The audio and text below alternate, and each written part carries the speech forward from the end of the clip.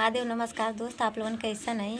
आशा ना विश्वास है आप लोग ठीक ही हुई हैं, स्वस्थ हुई हैं, मस्त हुई हैं।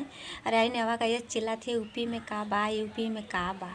अरे यूपी में का बा ओके हमहूँ बतावल चाहते यूपी में का बा। अगर वीडियो में अच्छी लगी तो चैनल को सब्सक्राइब कर लिया और बेल आइकन का घंटिया दबा दिया और वीडियो में वायरल कर दिया ताकि नेवा के पहुँच जाए। तो यूपी में का बा, यूपी में सब बा, यूपी में सब बा। अरे यूपी कलाई को जवान बा त बूढ़ा सयान बा, यूपी कलाई का जवान बा त बूढ़ा सयान बा। यूपी में हे नेहा 3 गो भतार बा, यूपी में हे नेहा 3 गो भतार बा। तरड़ुआ ए नेहा तोहर यार बा, रड़ुआ ए नेहा तोहर यार बा।